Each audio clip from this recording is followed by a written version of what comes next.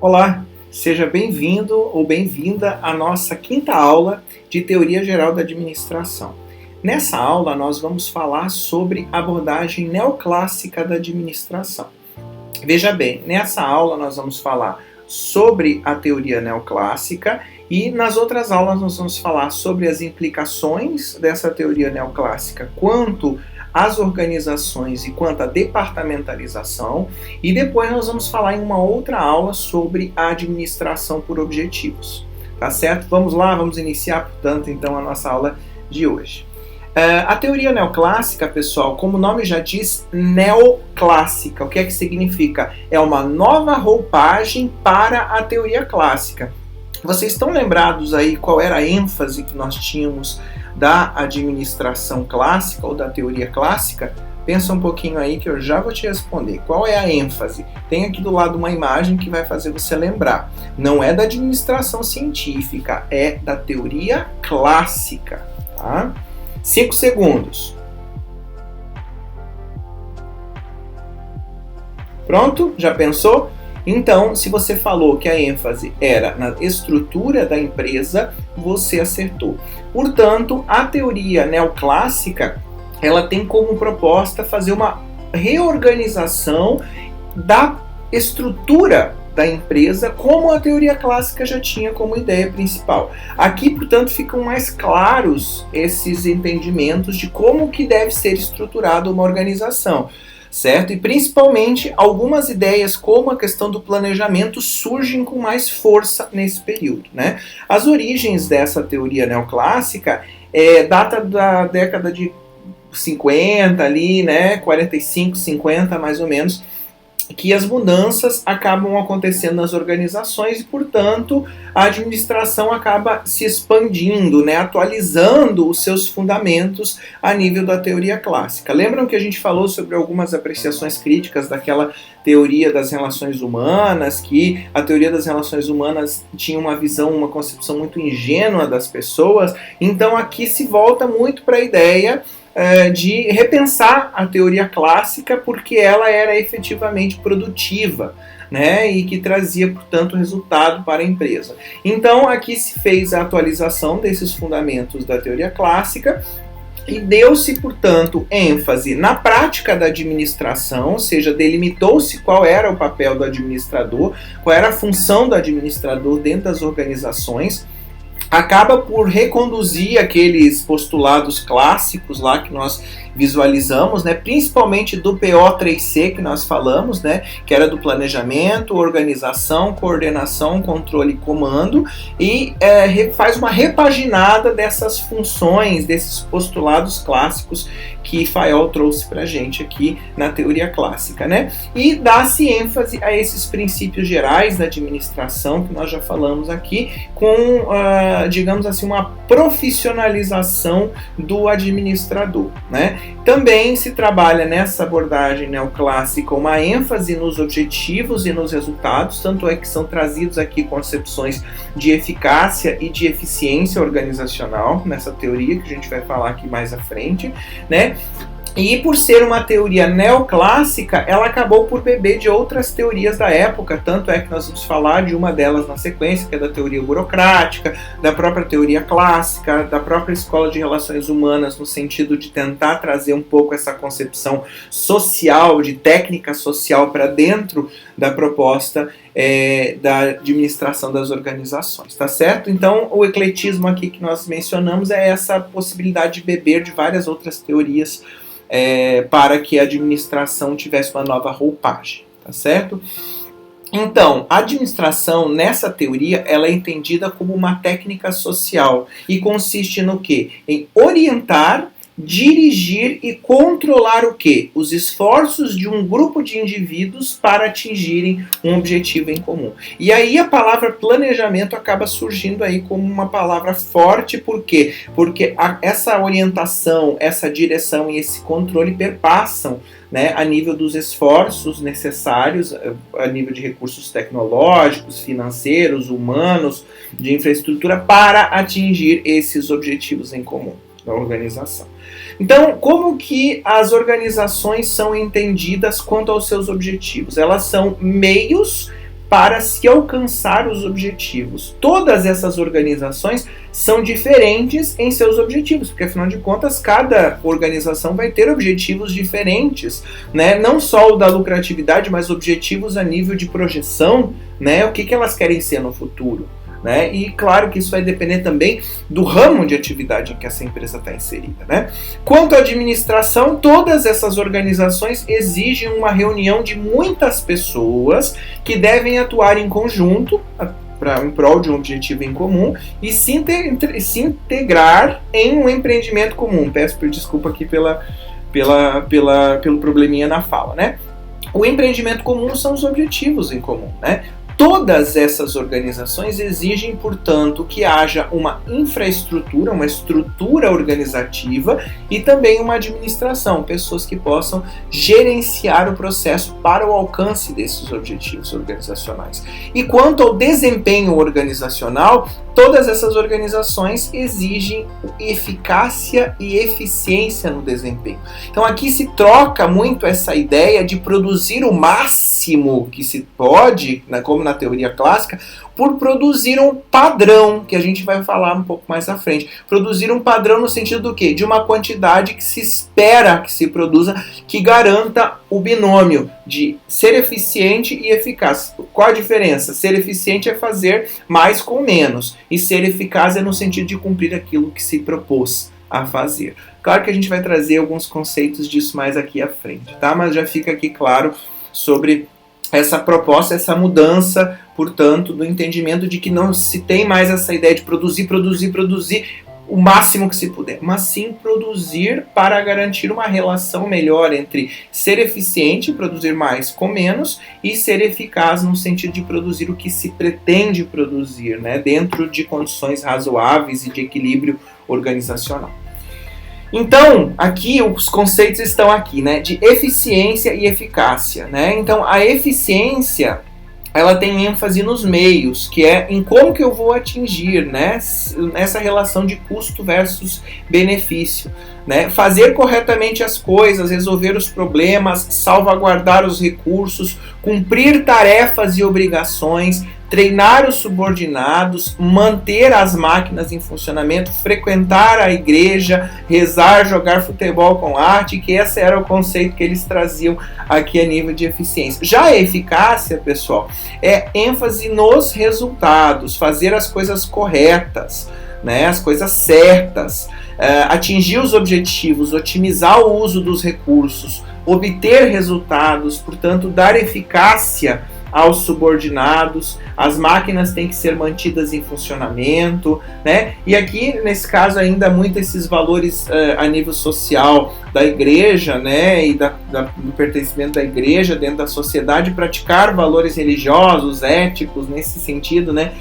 Ganhar o céu e ganhar o jogo. Essa é uma proposta mais filosófica dos aspectos administrativos comuns aí às organizações naquela época, tá? E a proposta de eficácia e eficiência hoje em dia é basicamente o que eu já falei, né? Ser eficaz é fazer aquilo que se pretende fazer, né? Fazer as coisas certas, como está aqui, né? Com foco nos resultados, e a eficiência é fazer mais com menos, né? Com ênfase nos meios, para definir como os meios de maximizar o resultado gastando menos, tá? Que fique claro. Então, essa teoria também dá muita ênfase nos princípios básicos da organização e volta a observar aqueles princípios que nós já conversamos sobre a divisão do trabalho, né, no sentido de estabelecer que o processo todo vai ser picotado ou segregado em diversas partes para compor o todo. E da especialização no sentido de treinar os subordinados e as pessoas que vão fazer o serviço, né? Não o serviço de pensar, mas o serviço de executar, no sentido de aprender a fundo sobre aquele serviço e garantir, portanto, uma maior relação entre o tempo de execução e a quantidade de execução. Tá? Uma relação mais próxima, porque quanto maior a especialização, menor vai ser o tempo e maior vai ser a produtividade no sentido produtivo da palavra, né? Que também ainda, lembrem sempre quando a gente fala que neoclássica, significa que a gente está revisando alguns pressupostos que estavam lá na teoria clássica. E não diferente, a divisão do trabalho e a especialização do operário eram questões abordadas aqui na administração clássica, né? Hierarquia, né, no sentido do que? Da autoridade, dessa questão da unidade de comando, que isso fica mais evidente quando começa-se a trabalhar a departamentalização, que é uma coisa que nós vamos ver aí na sequência, né, da questão do entendimento da cadeia vertical que existe de comando dentro das organizações, da responsabilidade, no sentido de que um subordinado deve responsabilidade à autoridade, né, no sentido de prestar contas do trabalho que ele faz, e a delegação, no sentido de uma autoridade delegar determinada tarefa a outra pessoa para ser cumprida, né? E a amplitude administrativa no sentido de garantir que a administração ela faça parte, ou seja, algo de composição em todos os níveis hierárquicos da empresa. Tá? E é por isso que nós já vamos chegar ali à frente a falar dos 3 níveis que nós temos dentro da organização, que são postulados por essa nova teoria, né, da administração neoclássica, da teoria neoclássica, né? Tanto é que aqui os 3 níveis da organização já se fazem presentes, né? Aqui a gente consegue visualizar um corte ao meio, né? Tendo, portanto, o nível institucional, o nível intermediário e operacional. Isso vai dar origem às estruturas, aos níveis de planejamento que nós temos dentro das organizações, que é o nível institucional ou estratégico, o nível tático ou intermediário e o planejamento operacional, né? Ou nível operacional abaixo. Então, a administração institucional, o nível institucional, é aquela administração de cúpula, que é responsável por o quê? Por definição de objetivos, pelo planejamento, pela organização, direção e controle da empresa, olhando de forma lá superior dentro da cadeia hierárquica da organização. E que é composta, esse nível institucional, esse nível de planejamento estratégico, ele é composto por presidentes e diretores, né? Dentro das organizações. O nível intermediário é o nível das estruturas de gerência, né? Portanto, os gerentes vão estar ali supervisionando determinadas tarefas. Nós já vamos falar sobre as estruturas a nível de planejamento, organização, direção e controle, que foi essa revisão que eu falei daquele PO3C que nós tínhamos comentado na aula da administração clássica, né? Planejamento, relembrando, planejamento, organização, coordenação, comando e controle passam por uma revisão de postulados aqui e se transformam num processo administrativo, que é um processo contínuo, segundo a teoria, e que é um processo, portanto, que reúne ali a questão da coordenação e do comando, né, dentro de uma proposta de direção e, portanto, revisa esses postulados que já eram clássicos lá da administração, tá?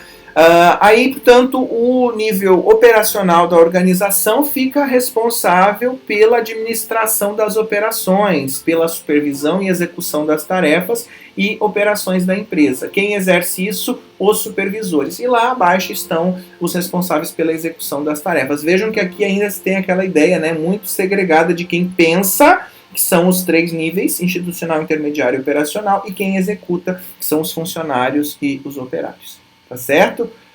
Dando sequência, aqui temos os 3 níveis que eu mencionei para vocês, né? Os responsáveis pela administração, quem pensa, e os responsáveis pela execução, quem opera, né? Nesse caso, nós temos o nível institucional, representado pelos presidentes e diretores, o nível intermediário das gerências e o nível operacional dos supervisores de chão de fábrica, ainda que era aquela proposta da administração clássica que nós tínhamos anteriormente. Mas aqui já numa estrutura de piramidal, no sentido de mostrar como que é a hierarquia. E esse contato, portanto, desenvolvido entre essas estruturas deve ser de cima para baixo, de baixo para cima, né? Portanto, aqui é uma estrutura vertical a nível de autoridade que deve prestar responsabilidades conforme o nível hierárquico. Portanto, os supervisores prestam responsabilidade aos gerentes, que por consequência prestam responsabilidade aos presidentes e diretores, né? E os presidentes e diretores exercem autoridade sobre os gerentes, que por consequência exercem autoridade sobre os supervisores e que por fim exercem autoridade sobre os funcionários e operários, que não são o pessoal administrativo. Tá certo, pessoal? Outra coisa, essa teoria ela fala muito do processo de departamentalização, tanto é que nós vamos ver depois as implicações disso, e as organizações começam a se estruturar dentro dessa estrutura piramidal que nós comentamos ali agora.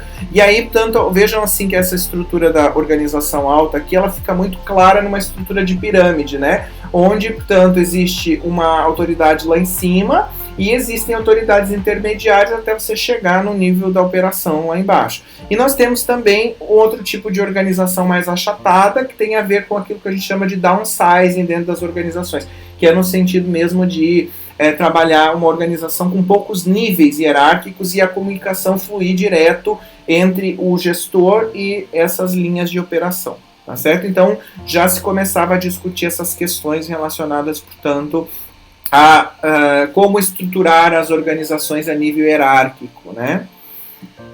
E aí, com isso, com essas estruturas hierárquicas, surgem dois modos de organizar as empresas. Uma estrutura mais centralizada, que está com a gestão lá de topo, né, como vocês podem ver pela primeira seta representada, e a organização mais descentralizada, onde o gestor maior delega as funções, portanto, de gestão de determinadas pastas ou de determinadas gerências ou departamentos para os níveis intermediários, como a gente pode ver nessa imagem. Quais são as vantagens, né, de se descentralizar, de tirar a centralização lá do topo, né? A vantagem de descentralizar é que as decisões elas são tomadas de forma mais rápida pelos próprios executores da ação, né? Portanto, não precisa passar por todos os níveis hierárquicos para se tomar uma determinada decisão. Tomadores de decisão são os que têm mais informação sobre a situação. Então, portanto, se a gente descentraliza, as pessoas que vão tomar as decisões vão ter mais informações porque estão ligadas diretamente ao processo. Maior participação também no processo decisório promove motivação e moral elevada entre os administradores médios. Afinal de contas, eles vão se sentir importantes dentro da organização e valorizados, né, em função de tomarem decisões importantes e chaves para o desenvolvimento e o crescimento da organização. E proporciona também excelente treinamento para os administradores médios, no sentido deles entenderem como que a estratégia organizacional funciona. Por outro lado, nem tudo são pérolas, né? E a descentralização também tem problemas, né? A questão da descentralização pode causar falta de informação e coordenação entre os departamentos envolvidos, porque, digamos assim, que se estivessem aqui nesse nível hierárquico que nós mostramos aqui, intermediário da organização descentralizada. Os 3 departamentos têm poder decisório, e aí os 3 decidem, mas muitas vezes as informações não estão articuladas, e aí um decide para um lado, outro decide para o outro decide para o meio, e portanto a empresa não consegue ter essas informações de forma unificada. Então, portanto, essa é uma desvantagem daí da descentralização. Também há maior custo pela exigência de melhor seleção e treinamento desses administradores intermediários, né? Afinal de contas, já que eles vão tomar decisões importantes, eles precisam ser capacitados para isso. E isso envolve custo, obviamente.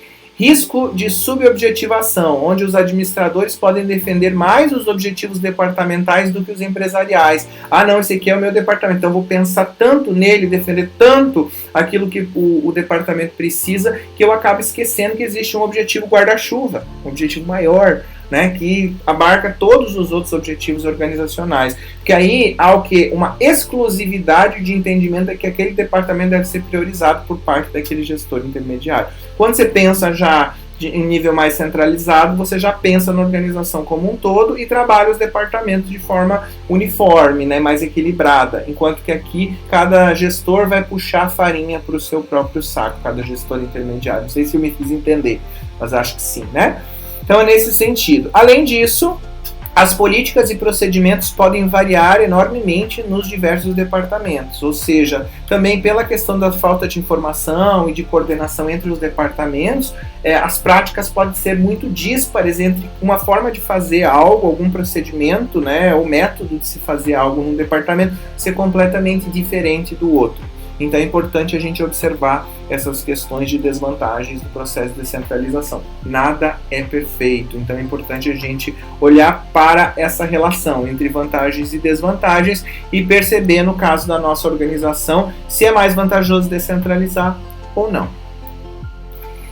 E como que se dá esse processo administrativo, né? Já falamos aqui sobre essa reestruturação das funções administrativas que nós tínhamos visto lá na administração clássica, né? Que era o planejamento, organização, coordenação, comando e controle, que passa a ser planejamento, organização, direção e controle, né? Então nós temos aqui, portanto, uma enxugada, dá-se uma enxugada aí na coordenação, né, e no comando, e passa-se a trabalhar somente com a direção como sendo essa coordenação e o comando, né? Porque, querendo ou não, coordenar e comandar tem a ver com a direção, né, o direcionamento, né? Portanto, vamos ver aqui quais são as características de cada um deles. O que preconiza o planejamento? Planejamento é definir qual é a missão da empresa, formular os objetivos empresariais, definir os planos para alcançar esses objetivos, as ações necessárias e programar, portanto, as atividades, né, no intuito de olhar para o presente pensando no futuro, né? Organização, né, fazer o quê? A divisão do trabalho, designar as atividades, as tarefas, agrupar as atividades em órgãos e cargos, alocar recursos, né, definir autoridades e responsabilidades, organizar a questão dos departamentos, das seções e das divisões, né, que são necessárias dentro da estrutura organizacional. Já a direção é o quê? Designar pessoas, coordenar os esforços dessas pessoas para o atingimento dos objetivos em comum, comunicar, motivar, liderar, orientar essas pessoas. Portanto, é uma junção mesmo do comando que nós tínhamos visto e da coordenação de esforços para atingir o objetivo em comum. E o controle no sentido de definir o quê? Padrões, monitorar o desempenho para ver se aquilo que foi planejado está sendo executado. E, claro, avaliando o desempenho, promover as ações corretivas que forem necessárias quando identificado que o planejamento não está, portanto, sendo executado conforme aquilo que havia sido organizado ou pensado enquanto proposta estratégica, né? Então, as 4 funções administrativas, o processo administrativo, ele passa a ser um processo. Por que é um processo? Porque um processo é algo que tem, portanto, fases. E aqui as fases elas são trabalhadas enquanto planejamento, responsável por formular os objetivos e os meios para alcançar, a organização no sentido de modelar o trabalho para alocar os recursos e coordenar as atividades, a direção no sentido de colocar as pessoas certas nos lugares certos, né? Distinguindo aí, portanto, as motivações e o processo de liderança e comunicação necessários para fazer essas pessoas estarem ligadas aos objetivos organizacionais, e controlar no sentido de monitorar as atividades e corrigir os desvios. E como a gente sabe, todo o processo tem uma entrada, né, um momento ali de processamento ao meio e a saída. A entrada são os recursos, que são humanos, financeiros, materiais, tecnológicos e de informação. Aí acontece todo esse processamento entre planejamento, organização, direção e controle para a saída a partir dos resultados, né, que vai ser medido através do desempenho, dos objetivos, dos produtos, do serviço e da eficiência e eficácia que a organização vai gerar. Portanto, aqui, se nós pegarmos só ali ao meio, nós conseguimos perceber um processo de entrada com os recursos, ali digamos assim, o processamento com o planejamento, a organização, a direção e o controle, agindo de forma conjunta, e a saída com os resultados. É o input, né, a transformação, e o output, que é a saída. Tá certo, pessoal? E não menos importante do que para consolidar essas 4 funções, a gente precisa pensar na questão do planejamento como sendo a primeira função ali que nós podemos identificar. Então, o que é planejar, afinal de contas? Onde estamos agora, definir, fazer essas questões. Onde é que a gente está agora? Onde é que a gente quer chegar? Então, o planejamento está ao meio dessa concepção, dessa filosofia de onde estamos agora e onde queremos chegar, né? Então, o onde estamos agora é o nosso presente e onde pretendemos chegar é o futuro. E o planejamento ele se traduz em planos, que são documentos, onde nós estabelecemos ou relatamos a nossa situação atual e quais são portanto, as estratégias, as ações que nós vamos tomar para atingir os nossos objetivos pretendidos. Tá certo? Então, é isso que se baseia, é isso que, o que está por detrás do conceito, portanto, de planejamento. Tá? E esse planejamento, quando a gente fala em objetivos organizacionais, ele está dividido em vários tipos de objetivos. Esses objetivos se desdobram quanto à sua amplitude e quanto ao seu detalhamento, né? Quando você pensa numa amplitude maior, olhando para o guarda-chuva, né, como já falei da instituição, nós temos objetivos organizacionais, que são aqueles objetivos gerais, né, que são os objetivos da própria instituição, da própria organização. Conforme nós vamos baixando a amplitude, né, e aumentando o detalhamento, nós vamos criando políticas, diretrizes, metas, programas, procedimentos, métodos, normas, portanto, cada vez mais específicos e cada vez mais detalhados dentro do procedimento. Quando a gente chega, por exemplo, no chão de fábrica, a gente precisa estabelecer quais são os métodos ou as normas para a execução da tarefa. Então, a amplitude é menor, porque eu não vou trabalhar a organização inteira, mas no chão de fábrica, mas o detalhamento vai ser maior em função de eu trabalhar rigorosamente o passo a passo para que aquele método seja executado. Né? Eu não sei se me faço entender. Tá? Qualquer dúvida, vocês sabem que podem entrar em contato sempre comigo se tiverem alguma questão relacionada a essas informações que eu vou passando aqui. Bom? A função de planejar. Então agora nós vamos passar por cada uma das funções, né, e falar um pouco sobre a sua estrutura. De planejar, organizar, dirigir e controlar.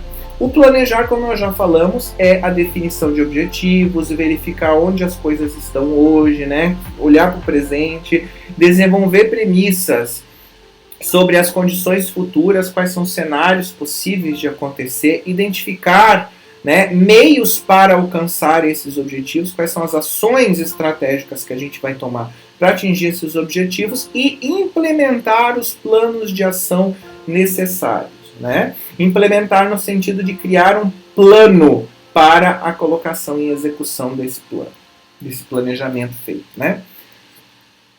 Vejam, os 3 níveis de planejamento, como já vimos lá na pirâmide, podem ser estratégico, né, que é desenvolvido lá pela alta cúpula, né, que é mais genérico, mais sintético e traça as diretrizes mais gerais da organização. E esse planejamento estratégico, ele é um planejamento de longo prazo, não é uma coisa que eu vou executar somente agora, mas sim são objetivos organizacionais que perpassam aí por vários anos da empresa. Por exemplo, o objetivo organizacional da empresa é se tornar referência na área de atuação, no ramo de atuação dela. Então, o que ela vai trabalhar? Ela vai trabalhar 10, 15 anos para ser a referência no país daquele determinado ramo de atividade que ela atua, né? Um exemplo de objetivo estratégico. Né? Objetivo tático, né? Nesse caso aqui de planejamento tático, ele já é menos genérico e um pouco mais detalhado, e é um planejamento feito dentro de uma esfera intermediária, com médio prazo, né? Que são objetivos assim desenvolvidos a nível departamental. Por exemplo, o departamento de financeiro quer reduzir os custos relativos aos componentes que fazem parte da produção, em função de que estão muito caros. Aí ele vai traçar estratégias de médio prazo e não vai simplesmente já cortar os custos e a produção vai ficar, portanto, prejudicada. Vai ser feito várias estratégias e pensar em que ações vão ser necessárias tomar para que esses custos sejam reduzidos, né? E, portanto, aí é um objetivo, esse que eu falei, departamental, e portanto o planejamento é tático, é um pouco mais detalhado sobre quais os custos que vão precisar ser cortados, como que vai ser feito esse procedimento. E já a nível operacional nós temos um planejamento mais detalhado, específico e mais analítico, mais aberto, né? E é um planejamento de curto prazo, né? Que é orientado para o quê? Para aquela execução de tarefas, né? Portanto, aborda a tarefa ou a operação de forma mais detalhada, enquanto que o tático já é um pouco mais abrangente, né? E, portanto, trabalha com um prazo um pouco mais estendido, que é um prazo médio. E já a nível estratégico já é um longo prazo, olhando para a organização como um todo, pensando em objetivos mais guarda-chuvas, que foi o que eu acabei de falar. Tá certo? Então, olhando para a pirâmide, planejamento estratégico lá no topo, planejamento tático e planejamento operacional, se nós tivéssemos que dividir o planejamento organizacional em três, portanto, níveis, né? E aí vocês vão encontrar no livro-texto do material alguns tipos de planejamento que são desenvolvidos dentro das organizações. Planejamentos, por exemplo, voltados a procedimentos ou métodos de se fazer determinado serviço, né, com o estabelecimento de como que deve ser feito, quais ações que devem ser tomadas para satisfazer, para atingir um determinado objetivo. Os orçamentos, como eu já falei, no sentido de dinheiro, né, de identificar a questão da relação entre receitas e despesas ou entradas, né, de caixa e saídas de caixa. São orçamentos que podem ser feitos para tentar reduzir custos ou coisas relacionadas a isso, né, ou aumentar as receitas. Temos também planejamentos voltados a programas ou programações, no sentido de estabelecer cronograma, de estabelecer tempo para determinadas coisas ou determinados procedimentos organizacionais. Estou falando de forma genérica, né, sobre planejamento aqui. E regras ou regulamentos, no sentido de estabelecer qual é o comportamento que alguém deve tomar para determinada situação que existe dentro da organização, que não deixa de ser também uma forma de planejamento. Quando, por exemplo, a gente estabelece um procedimento operacional padronizado, a gente está estabelecendo o quê? Quais são as regras, o fluxo que deve seguir um determinado processo para ele ser concretizado, para ele ser finalizado. Tá? Então aqui vocês podem ver isso de forma mais específica no livro-texto. Tá? E a função de organizar, né? Já falamos sobre o que é planejar, e organizar o que é? É dividir o trabalho, colocar, né, cada coisa no seu devido lugar, agrupar as atividades em uma estrutura lógica, né? Lógica no sentido de que a relação custo-benefício seja identificada, né, e seja maximizada, né? Designar as pessoas para a sua determinada execução, alocar os recursos, sejam eles quais forem, tecnológicos, financeiros, humanos, materiais, né? Coordenar esses esforços para garantir que esses esforços sejam atendidos, né? Então, quando a gente fala em nível de organização, a organização a nível institucional, lá a nível estratégico, qual é o tipo de entendimento quando a gente pensa em organizar o espaço? Nós temos que fazer o desenho organizacional, estabelecer quais são os níveis hierárquicos, como é a estrutura da organização, né? E, portanto, o conteúdo desse planejamento organizacional, né, dessa organização empresarial, tem que passar pela empresa com uma totalidade, né? E aí o que nós vamos ter como resultado? Os tipos de organização, né? Como que a organização está, portanto, estruturada. A nível intermediário, a organização passa pelo desenho do departamento, quais são as funções, quais são os cargos, como que está organizada esse departamento, essa seção, essa chefia, né? E cada departamento, de forma isolada, vai trabalhar, portanto, as suas estruturas, né? E isso é resultante os tipos de departamentalização que nós temos. Portanto, os departamentos que vão surgir dentro da organização vão surgir em função desse desenho departamental, com as funções, os cargos e as atribuições específicas de cada departamento, né? E no nível operacional, nós vamos ter o desenho dos cargos e das tarefas, no sentido do quê? De especificar quais são os cargos que vão estar ligados diretamente à operação e quais as tarefas que vão ser executadas, portanto, e vamos ter, portanto, o detalhamento dessa parte mais operacional dos cargos e das tarefas que são executadas dentro da organização. Então, em nível institucional, a gente olha para a organização como um todo e desenha a estrutura hierárquica dela. A nível intermediário, faz isso a nível dos departamentos, pensando em como que o departamento vai estar organizado, tanto a nível da sua estrutura, né, e a nível das suas subdivisões. E a nível operacional vai se pensar nos cargos e nas tarefas que vão ser desempenhadas por todas essas subdivisões que foram criadas aí pelos níveis anteriores, tá certo? Com relação à função de direção, né, aqui de dirigir, no sentido do quê? De dirigir os esforços para um propósito comum, de comunicar, liderar, motivar, orientar as pessoas e impulsionar essas pessoas para o atingimento desses objetivos em comum. E a nível dessa função de dirigir, quais são os 3 níveis que nós temos? A nível institucional, a gente tem a nível estratégico lá em cima a direção, a nível intermediário a gerência e a nível operacional a supervisão, né? E quais são os cargos envolvidos, né? Na direção a gente tem os diretores e os altos executivos, A nível da gerência, a gente tem os gerentes e os pessoais de nível intermediário, que são responsáveis pelos departamentos, né? Então vejam que quando a gente fala nível de direção, a gente está olhando para a empresa ou áreas específicas da empresa, mas olhando para ela como um todo. Quando a gente fala em nível intermediário, a gente está falando de cada departamento ou unidade setorial da empresa.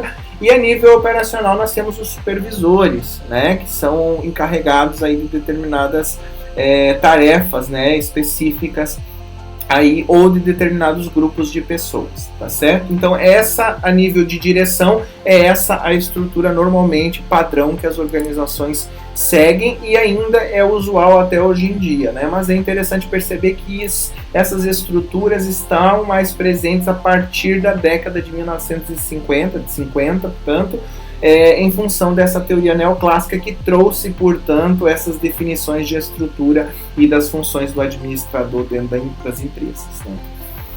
E por fim, e não menos importante, o controle, né? O que é controlar alguma coisa? É definir padrões de desempenho, monitorar esse desempenho para ver se o que foi planejado está sendo executado, né? Comparar o desempenho que foi executado com os padrões que foram estabelecidos e tomar as ações corretivas necessárias para ajustar os desvios, né, que estiveram aí presentes, né, e que haja, portanto, o alcance dos objetivos organizacionais, né? E o controle especificamente, ele tem 4 fases, né? Primeiro você estabelece os padrões, depois você observa o desempenho desses padrões que foram estabelecidos, compara o que foi desempenhado com o que se estabeleceu como padrão, e se não tiver correto ou não tiver muito parecido, se toma uma ação corretiva, né, no sentido de ajustar esses padrões ou ajustar o desempenho para estabelecimento de novos padrões, e assim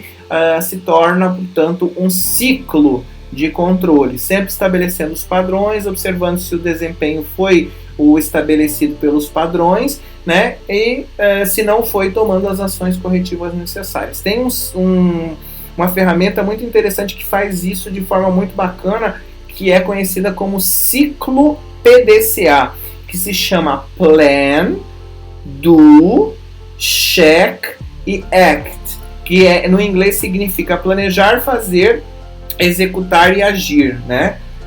Checar e agir, perdão. No sentido do quê? No sentido de você planejar primeiro, né? Colocar em execução, né?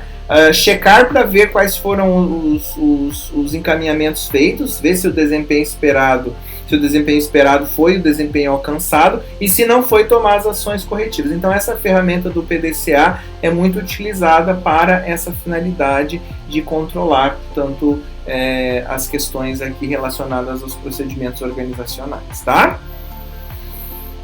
Nós temos 4 tipos de padrões. Quando a gente fala em standardizar alguma coisa, em padronizar alguma coisa, a gente pode padronizar a nível de quantidade, a nível de qualidade, de tempo ou de custo, né? De quantidade, a gente pode, por exemplo, padronizar quanto a gente vai produzir, qual é o nosso nível de estoque, qual é o número de horas trabalhadas, qual o volume de vendas, para dizer, olha, isso aqui é o que a gente pretende atingir, né? Quanto à qualidade, a gente pode padronizar a nível de controle de qualidade do produto, de controle de qualidade do processo, que significa não só o resultado final, que é o produto, mas também de controlar as etapas até chegar a esse produto final, né? Das especificações do produto, controlar, portanto, os padrões de qualidade dessas especificações do produto, e também o controle da própria matéria-prima. Padrões de tempo, a gente pode estabelecer um tempo padrão para a produção, um tempo médio para a estocagem de determinado material, matéria-prima ou material já, o produto já elaborado, né? Tempo médio de atendimento, por exemplo, né? Estabelecer padrões para isso. A nível de custo, né? Estabelecer um padrão para os custos de produção, para os custos de estocagem, até uma metodologia que a gente usa muito em contabilidade, que é o custeio padrão, né? De estabelecer padrões e depois trabalhar a questão da execução desses custos exatamente no sentido de estabelecer valores já padronizados para a multiplicação e a definição dos custos departamentais totais, sabendo já o quanto custa cada componente ou cada matéria-prima, né? O custo médio também de financiamento das atividades, né? No sentido de que a empresa também não se endivide muito e possa, portanto, garantir aí a sua saúde financeira. Então existem vários padrões que a gente pode estabelecer que podem, portanto, ser balizadores de controle. Porque se eu estabeleço padrões, depois eu consigo ver se o que efetivamente foi executado está ligado a esse padrão ou não. Planejar isso é estabelecer padrão e depois verificar se esses padrões estão, portanto, sendo executados. E se não tiverem, tomar as ações corretivas necessárias para que isso se ajuste. Tá? Nesse sentido. Então isso também, voltando a falar aqui da teoria, está muito presente na teoria neoclássica, no sentido de estabelecer essas questões que antes não sequer estavam em cogitação. Era simplesmente produzir em máxima quantidade, né? E garantir a maior lucratividade. Aqui não, aqui a gente já trabalha com padrões a nível de eficiência, padrões a nível de eficácia também, né? Então, o controle tem uma abrangência a nível estratégico mais genérico, né, de longo prazo, né, aborda a empresa com uma totalidade como que nós vimos a nível de planejamento. Já o controle tático é mais a nível departamental, de médio prazo, e aborda as unidades, e o operacional é mais detalhado, específico e controla o processo produtivo, as tarefas e as operações, né? Então tem muito a ver com aquilo que nós já falamos da estrutura do planejamento, dos 3 níveis de planejamento, né? E por fim, depois, claro, nas outras aulas nós vamos falar sobre a departamentalização, vamos falar sobre a estrutura organizacional que pode surgir a partir dessas decorrências da teoria, mas é interessante a gente apreciar criticamente essa teoria e perceber que aqui se faz presente a velha concepção do Fayol. Administrar é prever, organizar, comandar, controlar e coordenar. Só que o coordenar ali nesse caso e comandar foi suprimido por um conceito mais amplo de direção, né? Como nós já vimos, hoje em dia se fala em processo administrativo, que é um processo contínuo, né? De planejar, organizar, dirigir e controlar, né? Recursos, pessoas, informações para se atingir um resultado, um objetivo em comum, né? Contudo, administrar é mais do que gerenciar pessoas, recursos e atividades. Em épocas de mudança, o papel do administrador se centra mais na inovação do que na manutenção do status permanente, ou seja, do que é muito mais importante inovar e ter criatividade do que simplesmente se manter, né, no mesmo patamar que estava, porque a gente sabe que hoje em dia com a competitividade que nós temos, é necessário tanto inovar e ser criativo para manter-se no mercado, né? E aqui, portanto, já se começa a pensar um pouco sobre essas questões e tal. Aqui, por fim, é interessante a gente observar as características, né, relacionadas às 3 teorias que nós trabalhamos aqui, 4 com administração científica, mas que está muito ligada também à teoria clássica, né? Quando a gente olha para a abordagem aqui, né, relacionada à administração, a gente tem ali uma organização mais formal no primeiro, né, e também na teoria clássica, aí nós passamos para uma organização mais informal na segunda, né, com a teoria das relações humanas, e a teoria neoclássica tentando, portanto, olhar para a organização formal e para a organização informal dos trabalhadores também, no sentido de pensar nos trabalhadores como peças-chave e importantes para o atingimento dos resultados das organizações, né? E aí vocês podem ver aí no material que foi disponibilizado várias características, portanto, o homem econômico que nós tínhamos lá na teoria clássica na teoria das relações humanas acaba sendo um homem social que interage com as pessoas, como nós já falamos, e aqui a ideia é de um homem organizacional e administrativo, né, que olha para os objetivos em comum que a organização tem e tenta trabalhar para atingi-los, nesse sentido, né.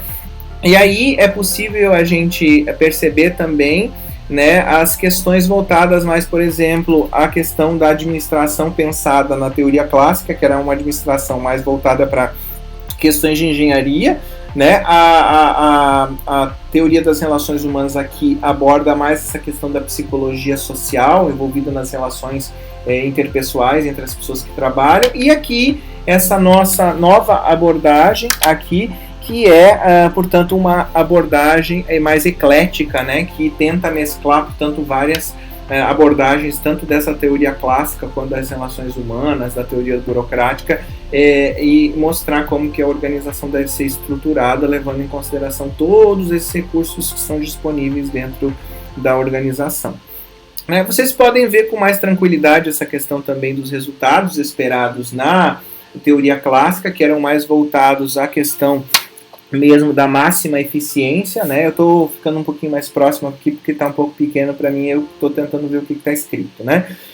E não é diferente, portanto, na teoria das relações humanas, né? Porque o homem também ainda, por mais das relações que tivessem informais, grupais e grupos informais e tudo mais, nós percebemos que ainda o foco era na eficiência produtiva, né? No sentido dessas relações serem consideradas para que houvesse maior produtividade, né? E já aqui na teoria neoclássica já se muda um pouco essa ideia, porque começa a se trabalhar os padrões e aí se começa a pensar qual é a relação entre custo-benefício nesse processo produtivo. Será que eu produzi muito e ter o negócio estocado ali sem saída é vantajoso? Então aí se começa a pensar na eficiência ótima, ou seja, na relação de produzir mais com menos custos e também levando em consideração todo o processo de estocagem, todo o processo de logística do produto, né, para chegar até o cliente. Então, nem sempre produzir mais é sinônimo de maior eficiência. E aí isso começa a ser visto aqui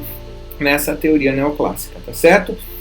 Então, para as próximas aulas, nós ainda vamos falar dentro dessa abordagem neoclássica, como já falei, das decorrências da teoria quanto aos tipos de organização e a departamentalização. Portanto, nós vamos ver ali sobre os tipos de organização matricial, né, sobre as departamentalizações a nível geográfico, a nível de processos, de projetos. Vamos ver também a questão da administração por objetivos, baseada nos objetivos e nos resultados organizacionais. Portanto, ainda temos mais 2 aulas para falarmos ainda sobre essa abordagem neoclássica. Tá certo? Espero que vocês tenham gostado da aula de hoje.